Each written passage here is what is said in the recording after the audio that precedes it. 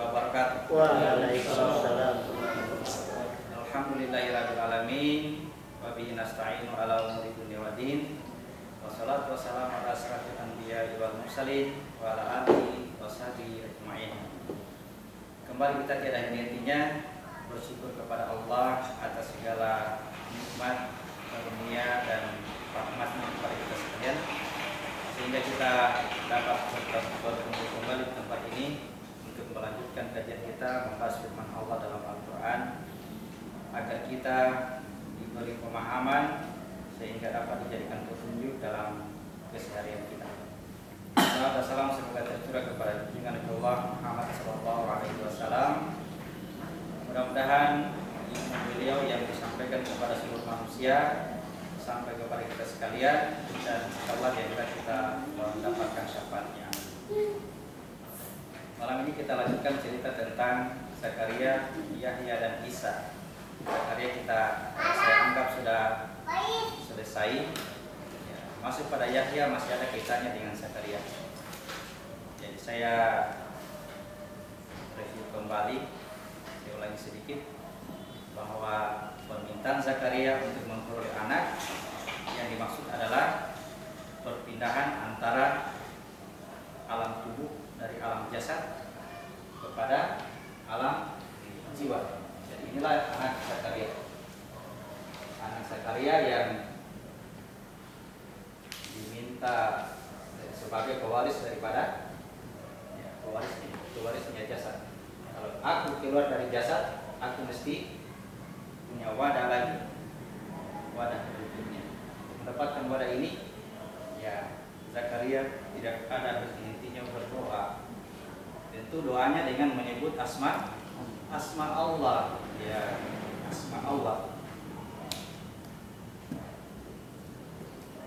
Seluruh kalimat-kalimat tauhid yang mengesahkan Tuhan mesti dilaksanakan. Nah, itulah yang menjadikan ini lahir. Dan sangat mudah bagi Allah, karena untuk mengadakan ini, kata Allah, ya, ikuti jalan kembali. Ikuti jalan kembali. Dulu kamu pernah ada di suatu masa ketika kamu tidak dapat dikatakan sesuatu, lalu kamu berada di alamnya ruh. Sesudah itu sempurnakan jiwamu, lalu kamu masuk ke dalam tubuhmu. Jadi untuk kembali ke sana mudah, ya. Untuk memasuki wilayah ini sangat gampang. Kembali saja, kembali. Jadi jangan membuat jalan baru. Selalu itu kalau kata-kata ke Allah itu selalu kata kembali akan kepada Allah. Bukan menuju dari Allah, bukan menuju, kembali kepada Allah. Puncak perjalanan kita adalah alam nyata. Sementara saja, terikat oleh ruang dan waktu yang suatu saat akan habis masa pakainya.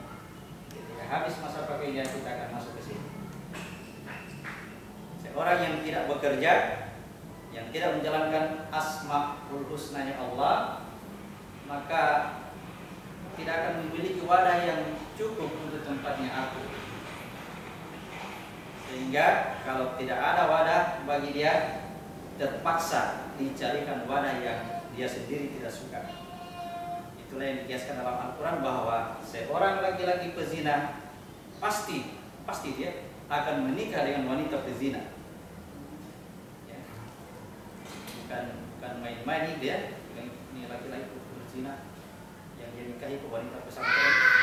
Bukan begitu maksudnya. Kalau aku keluar dan aku tidak pernah memberi nafkah, memanfaatkan ini alat-alat ini, maka wadahnya dicarikan wadah yang buruk, dan itulah siksaan atau penderitaan yang berat bagi dia.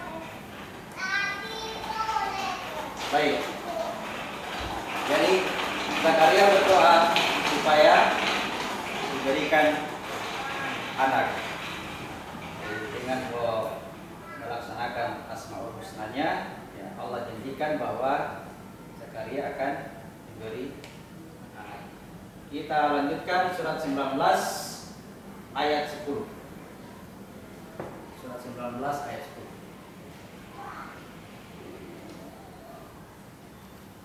Zakaria berkata, "Ya Tuhanku, berilah aku suatu tanda." Allah berfirman, "Tandamu ialah engkau tidak dapat bercakap-cakap dengan manusia selama 3 malam, padahal engkau sehat." Tandanya engkau tidak dapat bercakap-cakap selama 3 malam. Jadi di situ disebut malam. Ada juga dikatakan 3 hari. 3 hari itu terdiri atas siang dan malam. Jadi yang lebih khususnya adalah 3 malam. Perhatikan di daerah ini wilayah siang adalah wilayah ibadah. Ya. Wilayahnya malam adalah bagian atas ini. Ketika dikatakan tidak bercakap-cakap, artinya semua unsur-unsur yang ada di atas ini dihentikan. Mulai berhenti berkata-kata, berhenti ngomong, kemudian berhenti napas, ya. Berhenti napas itu diikuti menelan, yang kena itu adalah hidung dengan telinga. Lalu berhenti melihat. Ketika sudah tertutup matanya, masih ingat? Singgasana Balkis sudah pindah.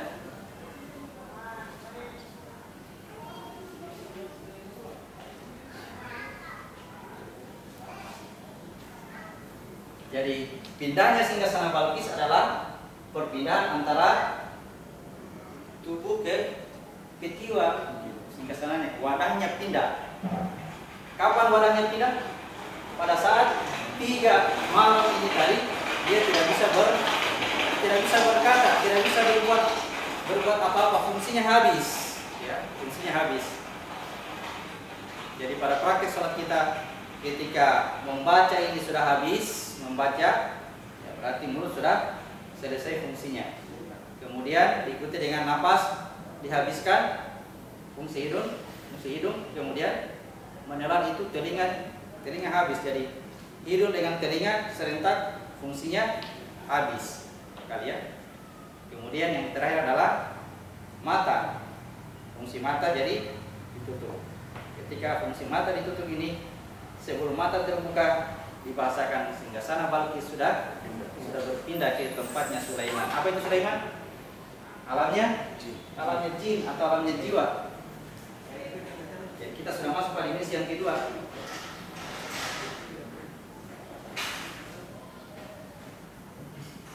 Jadi apa yang kita lakukan dalam sholat kita ketika sudah, ya, coba lihat praktek sholat yang tulis kemarin. Ketika sudah membaca, gerak membaca dilakukan, kemudian menghabiskan napas, menelan, lalu tutup mata. Ketika tutup mata itu singgasana sudah pindah. Sudah dibuatkan wadah, dibahasakan Zakaria akan punya anak, ya, akan punya anak. Jadi yang kita lakukan tadi sholatnya adalah untuk pemindahan akh dari alam tubuh kepada alam jiwa.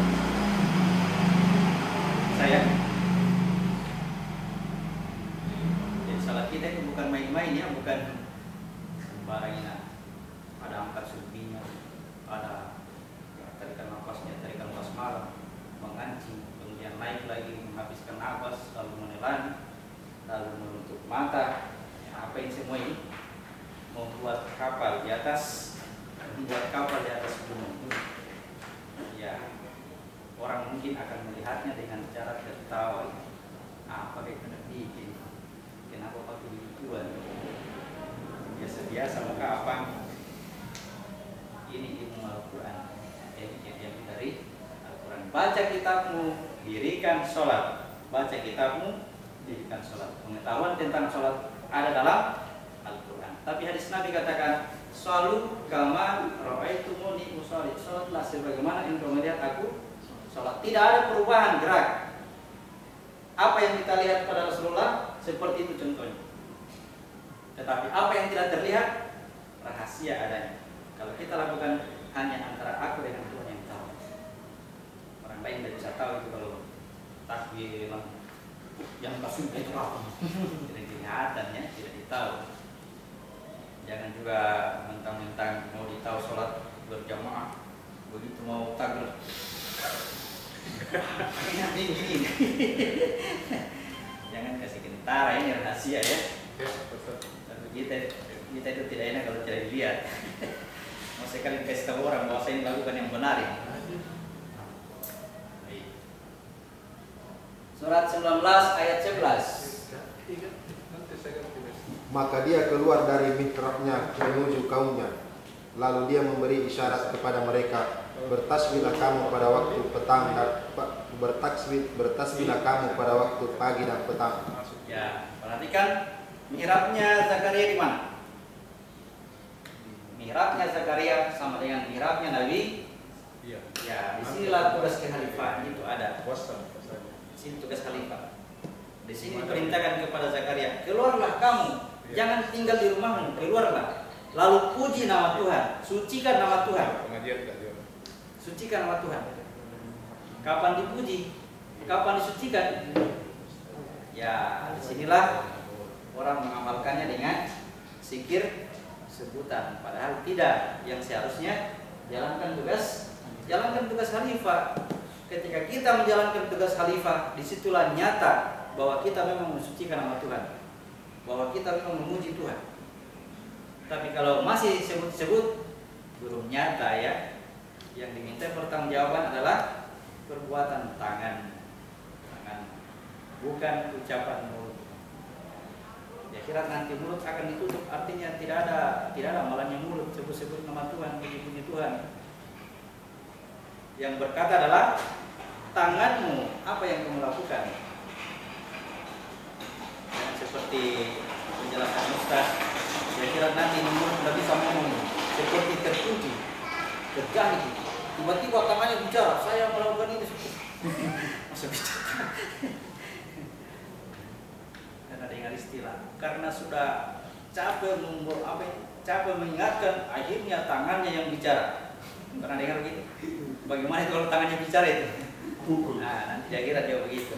Tangan bicara, mulut tidak bisa ngomong, tangannya bicara. Artinya bukan ini yang dihitung 1000 kali, 5000 kali, 100.000 kali, ya. Bukan itu. Apa yang kamu lakukan dengan kata la ilaha illallah? La ilaha illallah seperti apa perbuatan? Selain Allah siapa? Selain Allah adalah aku. Bahaya ini aku itu. Makanya sebelum turun berjanji dulu. Karena aku diberikan titipan asma Allah dititip kepada aku. Begitu sampai ke dunia, asma Allah saya nyatakan melalui diriku. Aku yang melakukan itu. Saya yang menolong, saya yang mencipta, saya yang membuat, saya memelihara. Oh, sekali. Jadi, la ilaha illallah berarti tidak ada saya. Semuanya perbuatannya Tuhan. Kalau masih ada capai itu saya bersihkan, tidak ada fungsinya itu la ilaha illallah, seperti itu, tidak berfungsi, tidak jalan. Sama dengan Maha suci Allah. Kalau ini jalan, pasti sangat mudah memaafkan kesalahan orang lain. Ada orang bodoh, pasti Maha suci Allah. Ya, yang suci itu Allah, yang manusia itu tidak ada apa-apa. Pasti lemah, pasti bodoh, pasti nakal, pasti. Yang suci hanya Allah. Oke, seperti itu ya. Jadi mengaplikasikan asma Allah. Itulah doa yang dilakukan oleh Zakaria ketika dia sudah sampai di mihrabnya. Dia keluar kepada inilah kaumnya ya. Dia perintahkan kepada kaumnya, jadi ini berdiri seluruh manusia supaya dia mensucikan nama Tuhan pada pagi dan petang itu dalam setiap naik turunnya nafas. Kiaskan yang pagi dan petang. Ingat perjalanan kuda-kuda Nabi Sulaiman pada sore hari dan pagi hari. Perjalanannya sebulan dan ya perjalanan pada sore hari juga sebulan. Baik, sudah ada ya surat 19 ayat 12. Wahai Yahya, Ambillah, pelajarilah kitab Taurat itu dengan sungguh-sungguh, dan kami berikan hikmah kepada Yahya selagi dia masih kanak-kanak. Kepada Yahya diperintahkan menerima kitab, dan dia diberi hikmah sejak kecil. Perhatikan, saya gambar seperti ini ya, atau kita tulis saja. Yahya adanya di jiwa. Ini adalah kitabnya. Serah terima amanah diserahkan kepada ini. Amanahnya adalah ini, jasadnya yang akan diminta pertanggungjawaban. Sedangkan hikmah adalah Isa diberi hikmah. Isa itu membawa hikmah. Yahya diberi hikmah sejak kecil. Lalu diperintahkan kepadanya, ambillah kitabmu. Berarti pada saat serah terima amanah, ya, kalau dibahasakan serah terima amanah, manusia boleh memilih mau terima atau tidak. Tapi kalau dibahasakan kepada Yahya, ambillah kitabmu, berarti suatu perintah untuk menjadikan ini sebagai kitab, sebagai wadah, perintah dari Tuhan. Catat ya, catat. Mengenai penyatuan antara tubuh dengan jiwa ini, ya ada namanya serah terima, boleh pilih, boleh tidak. Yang kedua ada namanya perintah. Di ayat lain dikatakan, jangan kamu dekati itu, ya. Akan menjadikan kamu zalim. Kepada siapa ini?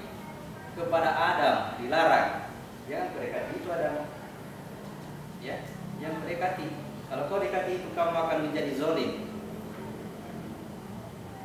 Ya, berarti dilarang bagi Adam, diperintahkan bagi Yahya. Serah terima amanah bagi manusia. Ada lagi satu, terpaksa. Ya. Karena sakit yang dideritanya, terpaksa dia menerima, terpaksa dia mendekati pohon. Pada siapa ini? Pada Maryam. Ya, pada Maryam. Bagi yang sudah sehat. Yang kita bahas, jadi ada empat unsur ini, empat jenis menerima amanah. Penyatuan antara jiwa dengan ayat 13 sampai 17 kita baca. Dan sampai 19 ya. Dan kami jadikan rasa kasih sayang kepada sesama dan dari kami dan bersih dari dosa, Ya, dan dia pun seorang yang bertakwa. Perhatikan kata bersih dari dosa. Perhatikan kenapa dia bahasakan dia bersih dari dosa ini. Bersih dari dosa. Kenapa dibahasakan bersih dari dosa?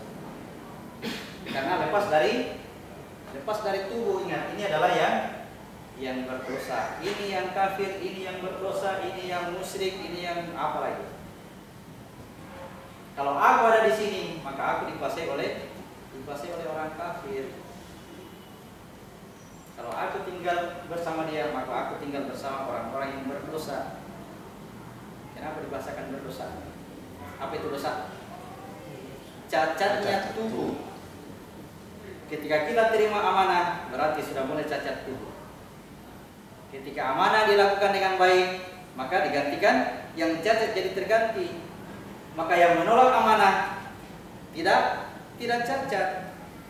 Terlahir sebagai orang cacat, kembali menjadi tidak cacat. Terlahir sebagai orang yang tidak cacat, awas, siap-siap jadi penghuni neraka. Kecuali dimanfaatkan dengan baik, jalankan tugas khalifah, lebih dimuliakan daripada malaikat. Ya, bersih dari dosa. Kenapa disebut menjadi jiwa penyayang? Biasanya kalau seorang yang berhasil mencapai jiwanya itu rasa kasih sayang dalam dirinya secara otomatis. Rasa sayang. Baik, ayat 14 lanjut. dan sangat berbakti kepada kedua orang tuanya, dan dia bukan orang yang sombong, bukan pula orang yang durhaka. Ya. Kalau Yahya ini, Yahya berbakti kepada kedua orang tuanya. Berbakti kepada kedua orang tuanya. Kenapa ini? Produk ibu dan bapak. Kalau ini berbakti kepada ibunya saja. Ini ya. Kalau ini berbakti kepada ibu dan bapaknya. Yahya berbakti kepada ibu dan bapaknya. Isa berbakti kepada ibunya saja, ya, ibunya saja. Ya, bapaknya hilang.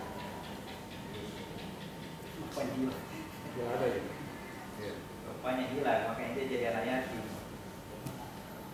Lanjut ayat 15. Dan kesejahteraan bagi dirinya pada hari lahirnya, pada hari wafatnya, dan pada hari dia dihidupkan kembali. Dibahasakan katanya seakan-akan dia orang yang diceritakan atau orang yang ketiga. Kenapa? Karena dia bukan pembicara. Ingat kata-kata ini, kesejahteraan bagi dirinya. Kalau bisa katakan apa? Kesejahteraan bagi diri. Ketika aku dilahirkan, ketika aku dihidupkan atau dimatikan, ketika aku dibangkitkan hidup kembali. Kata Isa. Kalau kata Yahya, kesejahteraan baginya ketika dia dilahirkan, ketika dia diwafatkan, ketika dia dibangkitkan hidup kembali. Ini kesejahteraan bagiku ketika aku dilahirkan. Ya, jadi saya banding-bandingkan karena di dalam ini Yahya adalah pembungkus juga. Masih ada yang lebih halus daripada alam jiwa. Sudah? 16. Dan ceritakanlah Muhammad kisah Maryam di dalam kitab Al-Quran, yaitu berapa itu? ayat 16. Lanjut. Dan ceritakanlah Muhammad kisah Maryam di dalam kitab Al-Quran, yaitu ketika dia mengasingkan diri dari keluarga. Kita tinggalkan dulu, itu sudah masuk cerita. Surat 3 ayat 38. Tadi sampai 15 sudah ya. Surat 3 ayat 38.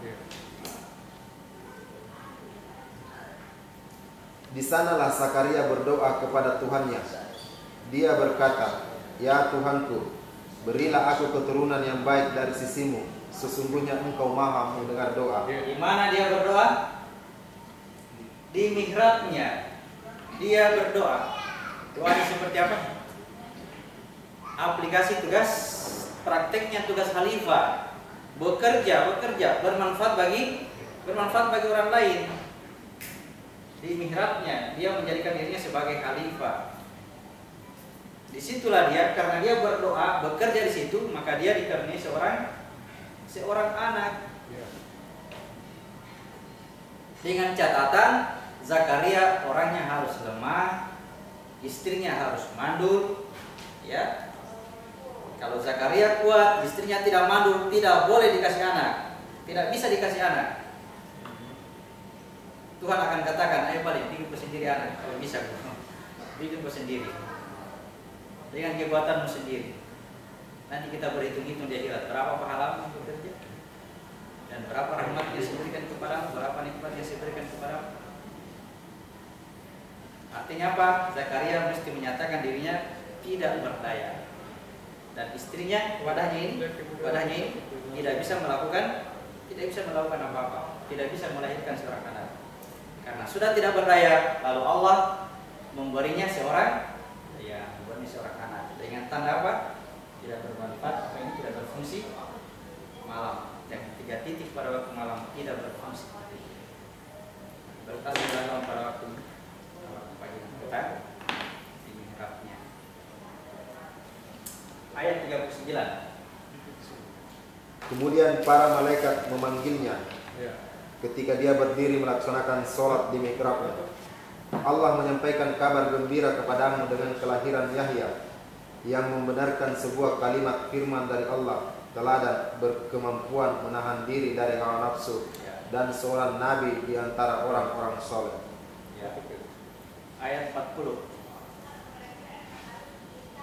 Dia Zakaria berkata, "Ya Tuhanku, bagaimana aku bisa mendapat anak, sedangkan aku sudah tua dan istriku pun mandul?" Allah berfirman, "Demikianlah Allah berbuat apa yang Dia kehendaki." Jadi Zakaria harus tua, Zakaria harus lemah. Kenapa disebut tua? Terikat oleh ruang dan waktu. Ini mesti ya terikat oleh ruang dan waktu. Yang tadinya rambutnya hitam menjadi rambutnya jadi berubah. Yang tadinya kuat jadi lemah.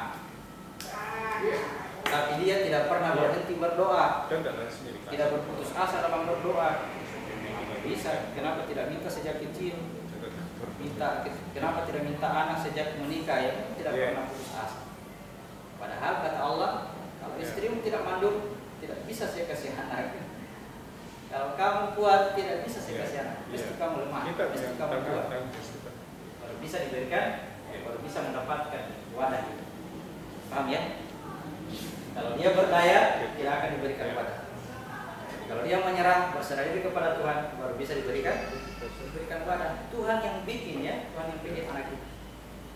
Ingat, Tuhan yang bikin anak itu. Masih ada cerita Nabi Nuh yang belum kita bahas. Anaknya Nabi Nuh namanya Kan'an. Anaknya Nabi Nuh. Anaknya Nabi Nuh ini juga disuruh naik di atas kapal, tidak mau. Dia berlindung di atas. Dia hanya berlindung di gunung. Kenapa berlindung di sini?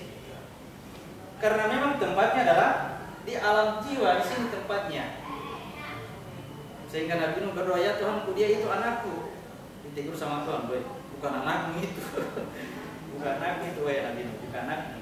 Karena Tuhan yang berikan kepada Nabi Nuh, dan anak itu mesti berhenti sampai di sini. Dimatikan di sini, dia dimatikan di sini. Ditiadakan. Kalau tidak dimatikan, maka tidak bisa naik ke fase roh. Dia mesti berpindah dari alam jiwa kepada alam roh. Mesti dimatikan. Kalau di bahasa Al-Baqarah, sapi betina itu mesti disembelih. Kalau di Ibrahim dengan anaknya, sembelih Ismail. Ismail harus sembelih. Jadi Ismail itu bukan hanya bermakna paku. Ismail bermakna paku. Ismail juga bermakna yang harus disembelih, yang harus dikorbankan. Ya, masih ingat pembunuh 99 jiwa? Masih ingat ya? Ya, inilah pembunuh 99 jiwa. Semua asma Allah yang 99 masuk ke dalam, ya dia akui dirinya. Ya. Setelah itu cari orang yang ke-100. Siapa orang yang ke-100 ini? Ahli ibadah, ya. Dia selalu mengabdi. Di sini mengabdi. Yang ke-100 ini harus dibunuh juga. Nanti sudah dibunuh itu yang ke-100, baru bisa bertemu mursyid. Matikan dulu itu yang ke-100, baru bisa ketemu guru. Kalau sudah ketemu guru, dibilang gurunya, pindah kampung. Jangan ada di sini. Di sini kampungnya maksiat. Harus pindah ke sana. Pindah ke sana ya. Di sini kampungnya Rahmat, di sini kampungnya Isa. Dalam perjalanannya mati di sini. Harus mati, kalau tidak mati tidak bisa pindah. Matikan di sini ya, dengan cara apa ini? Kalau pengen sholat, menelan. Ingat fungsi praktis sholat kita, supaya kalau kita kerja ada dasar pengetahuan. Jangan ditiru saja. Kalau ditiru saja ini ya, tanpa cahaya, tanpa firman dari Allah, sia-sia prakteknya. Ya sudah berpengalaman, kemarin sudah banyak teman-teman yang belajar. Cari gurunya itu bukan untuk belajar pengetahuannya, cari bagaimana praktis sholatnya. Tidak lama dipelajari, 2 malam sih paling. Malam pertama masih kaku-kaku, malam kedua lancar. Ya, bertahun-tahun tidak ketemu. Kenapa? Karena berjalan buta-buta, berjalan tanpa cahaya sama dengan berjalan buta-buta. Diberikan cahaya tanpa berjalan, ya kalah santan aja. Jalan di tempat, tidak mau bergerak. Sudah ada cahaya tapi ya, dia tahu jalan ke sentral. Di sana itu banyak makanan yang enak, tapi ya jalan-jalan di sini, kelaparan di sini. Ada cahaya tidak mau jalan. Berjalan tanpa cahaya. Mesti baca kitab, dirikan sholat, baru bisa jadi satu paket yang tidak bisa. Kalau itu sudah terjadi, jangan tinggalkan zakatnya. Mesti ada tugas khalifah. Karena tugas khalifah inilah yang membuat wadah. Bila diperintahkan kepada Zakaria, bertasbihlah kamu pada pagi dan petang. Zakatnya mesti ada wadahnya. Mesti ada aplikasi sosialnya. Aplikasi sosial. Bukan hanya ibadah ritual. Ibadah ritual itu untuk diri sendiri, supaya aku dari kezaliman dan kebodohan naik kepada tingkat kesadaran tinggi. Itu ritualnya. Itu tidak bermanfaat kalau tidak ada sosialnya. Dalam sosial itulah kelihatan di mana perjalanan ini. Ya. Rata-rata kandas ke sini, kandasnya di sini. Kenapa kandas ke sini? Kesulitan yang paling besar ada di sini. Karena diberi kenikmatan, diberi kesenangan.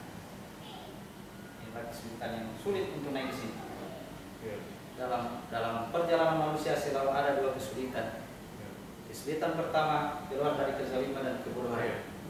Kenapa sulit keluar dari kezaliman dan kebodohan? Karena dia zalim dan bodoh sehingga dia merasa pintar. Karena dia bodoh sehingga dia merasa pintar. Kalau di sini betul-betul pintar, aslinya pintar, sehingga tidak mau lagi dengar kata-kata orang lain. Tidak mau lagi belajar, pintar nih. Yang susah mau cerita apa? Semuanya. Kalau di sini cerita tapi gentar ini buruknya. Kalau di sini tanya apa? Mau kita tanya apa? Ada semua jawabannya. Ya. Itulah yang sulit dilewati oleh Musa ketika mengikuti ilmunya Khidir. Musa diajarkan segala sesuatu dari Tuhan, tapi dia di alamnya air tawar.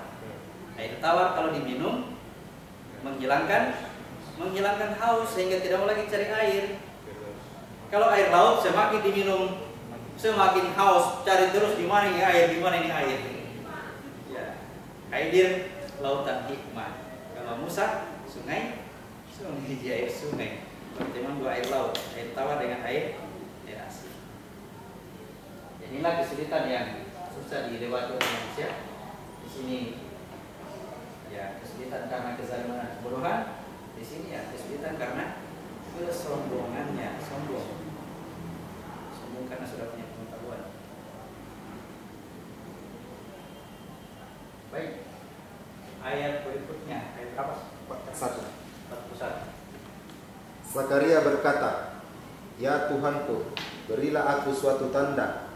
Allah berfirman, "Tanda bagimu adalah bahwa engkau tidak berbicara dengan manusia selama 3 hari, kecuali dengan isyarat, dan sebutlah nama Tuhanmu banyak-banyak, dan bertasbihlah memujinya pada waktu petang dan pagi hari." Jadi 3 titik di bawah, 3 titik di atas, semua ini bagi Zakaria tidak berfungsi apa-apa. Ketika dia berada di bawah ini, dia melihat dirinya tidak berdaya. 3 titik dalam titik kezaliman kebodohannya, titik amannya, dan titik kesombongannya, semua tidak berfungsi.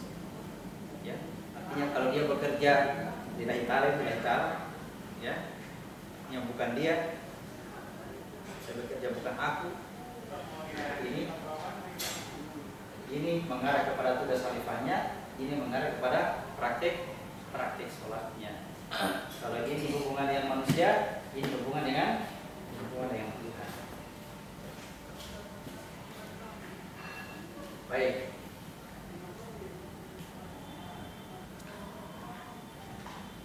Kita masuk kepada cerita Isa.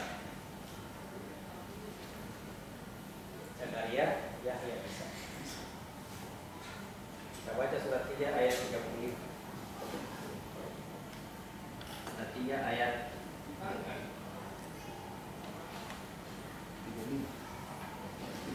Ingatlah ketika istri Imran berkata, "Ya Tuhanku, sesungguhnya aku bernazar kepadamu, apa janin yang dalam kandunganku kelak menjadi hamba yang mengabdi kepadamu, maka terimalah nazar itu dariku. Ya. Sungguh Engkau yang maha mendengar, maha mengetahui. Imran ini dikisahkan sudah tua juga, tidak punya anak.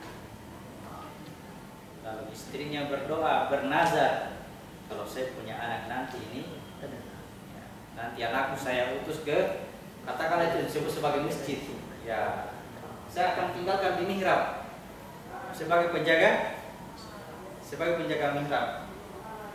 Itu kalau dia laki-laki. Kalau dia laki-laki, dia bernazar. Ya, ini ilmu seperti ini dipakai juga orang-orang tua. Sampaikan kepada orang-orang yang mandul, yang belum punya anak. Kalau mau punya anak, bernazar. Ada juga ikut ilmunya Ibrahim. Ya, kalau mau punya anak, cari dulu gantinya. Fotokopiannya istri pertama. Kalau sudah hamil istri kedua, pasti istri pertama hamil dulu. Terbukti memang di kampung tidak dikasihkan. 10 tahun tidak punya anak, ya kamu dulu. Hamil istri kedua, hamil tong istri pertama. Persis cerita Ibrahim. Ada juga yang punya. Tapi ini Al-Quran bukan itu tujuannya. Ya, ingat yang dimaksud anak itu adalah ini ya. Dari alam tubuh kita ini masuk ke sana, ke alam jiwa itulah kita punya anak. Mau kawin lagi?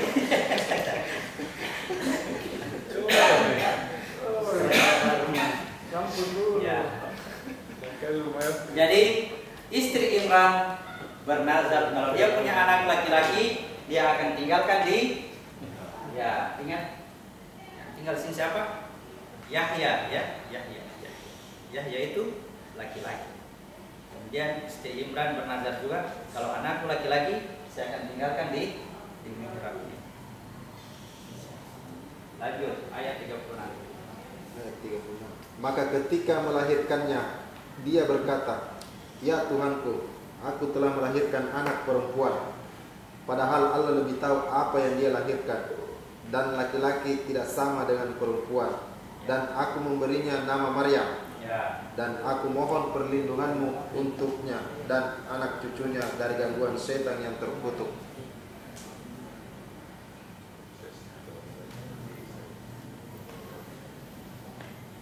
Ternyata anak yang dilahirkan oleh istri Imran itu perempuan, ya, perempuan. Diberi nama Maryam. Berjenis kelamin perempuan, ya. Tinggalnya juga di mihrabnya Zakaria yang tadi ditempati oleh Yahya. Satu tempat, ya, perempuan garis miring laki-laki. Maryam garis miring Yahya.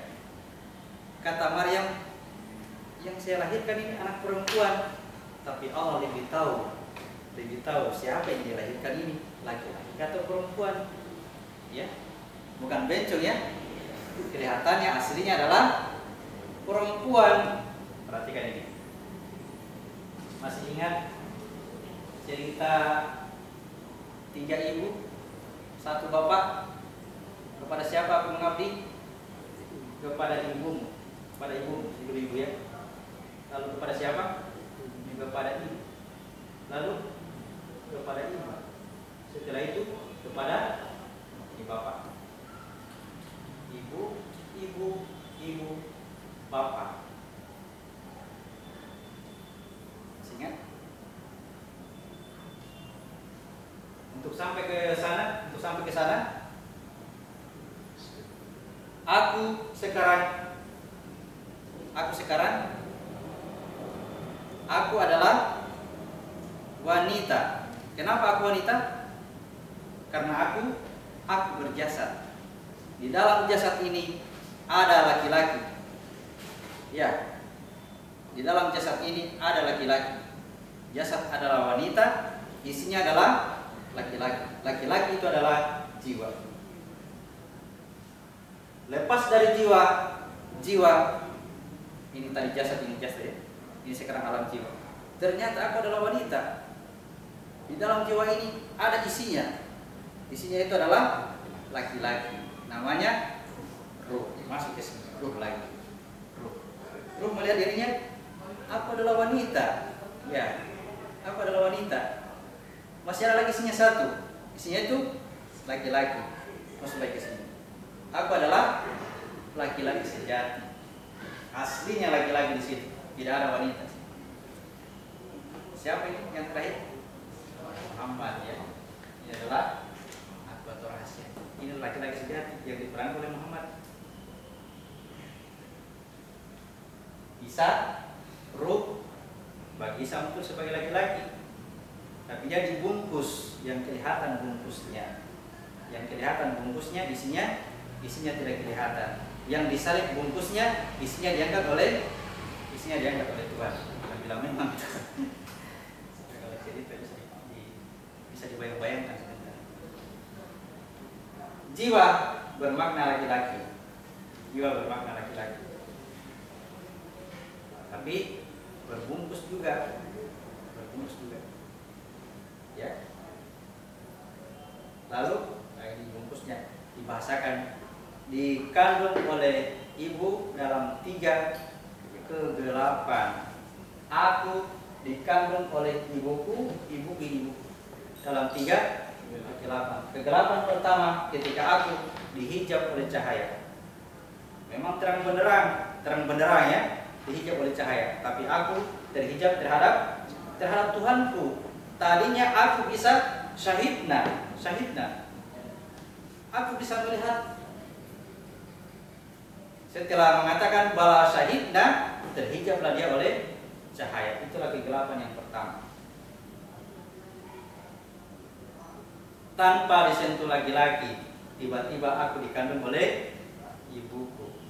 Tanpa disentuh laki-laki, aku dikandung oleh ibuku. Aku adalah Ruh. Keadaan aku sebagai Ruh ini dicerita melalui kisah Isa. Keadaan aku sebagai rahasia dicerita melalui kisah Muhammad. Saya bisa dipaham, karena ada yang tidak ikut makro mikro. Beberapa orang yang tidak ikut makro mikro bisa dipaham. Ya. Jadi aku dikandung oleh, inilah kegelapan yang pertama. Kegelapan yang kedua, ketika cahaya tadi dihijab lagi oleh sebuah lapisan. Ya, kalau kelihatan dari luar kelihatan seperti kaca atau lapisan cairan bening. Itu dalam keadaan aku adalah jiwa. Sudah 2 kegelapan. Kegelapan yang ketiga dan inilah yang paling gelap. Aku dihijab oleh segala sesuatu. Ketiga lapis penghijab. Yang nampak sekarang adalah ini, jasad ini.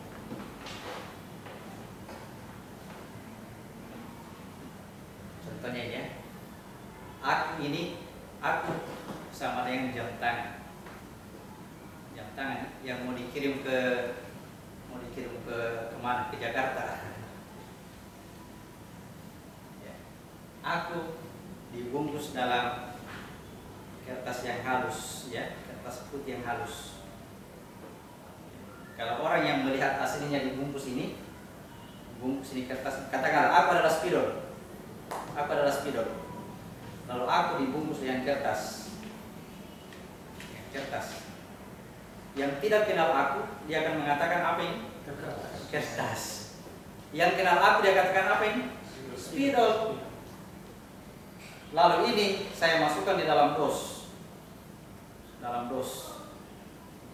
Yang melihat dosnya pasti katakan dos. Tapi yang tahu tadi kertas itu tadi. Tapi yang kenal aku dia katakan tidak, spidol di sini spidol. Sudah bisa. Nah, jadi orang mengenal dari lapisan luarnya, ada lagi lapisan dalamnya, ada lagi lapisan yang paling dalam sampai aslinya. Laki-laki sejati. Bisa. Tahapannya di sana, kita baru dipraktekkan dari sini. Ada karyanya sudah ke sini. Bentar ke sana lagi. Di atasnya lagi. Oke.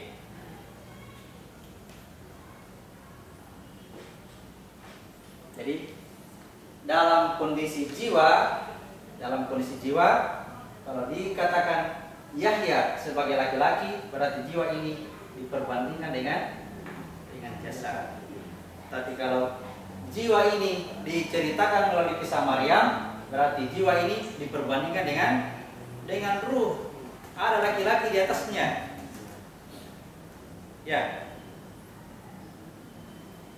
Bisa? Sebentar ini digambarkan sebagai wanita, berkepala wanita, berbadan kuda, pakai sayap lagi, ditunggangi Muhammad. Dibahasakan sebagai apa itu? Siapa yang gambar itu begitu ya? Jago bento gitu yang gambar. Sudah ada kudanya, sudah ada sayapnya, berkepala wanita. Burak namanya. Dibahasakan burak. Pada gambar itu sudah hilang. Dibahasakan sebagai penghinaan kepada Nabi. Ya kalau mengerti gambarnya ya orang-orang terdahulu itu bisik-bisik dia pakai. Atau siapa yang antar Muhammad bertemu Tuhan di Samira, seorang wanita itu. Jelas ya? Istri yang menjadikan kembali kepada Tuhan. Jadi kalau ini benar perjalanannya, pasti sayang sama aplikasinya, pasti sayang istri. Tidak, pasti sayang. Saya tidak ada istri. Jangan sampai dibilangin istri jadi penghalang. Tidak, istri jadi pendukung, penopang. Karena gara-gara dia bisa bertemu dengan Tuhan. Siapa lagi yang berencana menikah? Kalau rencana tidak apa-apa, saya juga sudah pernah punya rencana. Tentunya dibatalkan.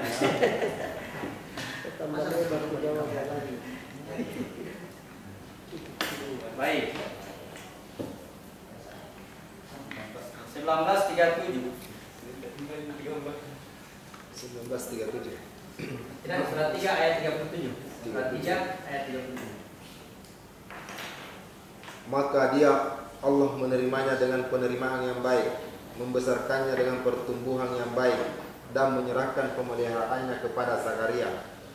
Setiap kali Zakaria menemuinya di mihrab, dia mendapati makanan di sisinya. Dia berkata, "Wahai Maryam, dari mana engkau memperoleh?"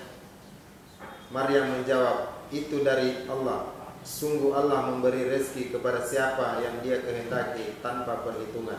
Ya. Dipeliharalah Maryam oleh Zakaria, ya. Zakaria sini di makam Zakaria ditinggalkan di situ.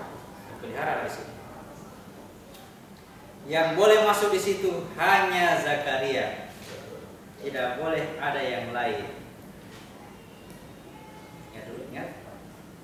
Yang bisa masuk di kamarnya Maryam hanya Zakaria. Karena dia yang pelihara, ya dia yang ditugaskan memelihara Maryam. Setiap kali Zakaria masuk ke wilayah Maryam, ke kamar tempatnya Maryam, didapatinya di situ makanan. Kalau di filmnya itu digambarkan buah-buahan, berbagai macam buah. Ada buah anggurnya, ada buah apelnya, ada buah yang enak-enak.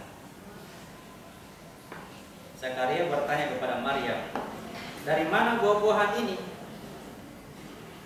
Maryam katakan, "Buah-buahan ini dari Allah. Sesungguhnya Allah memberi rezeki kepada siapa yang dikehendakinya." Buah-buahan dari Allah. Makanan dari surga. Buah apa ini? Buah anggur. Buah apa lagi sih? Makanan surga.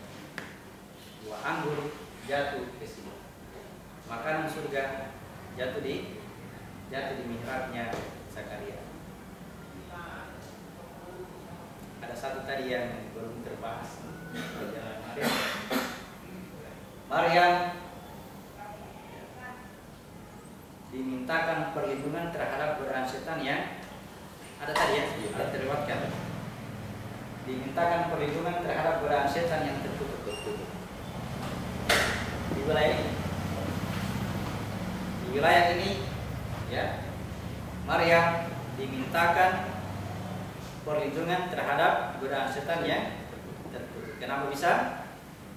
Karena setan itu dari golongan jin dan manusia. Setan dari golongan jin dan manusia, maksudnya golongan jin dan manusia.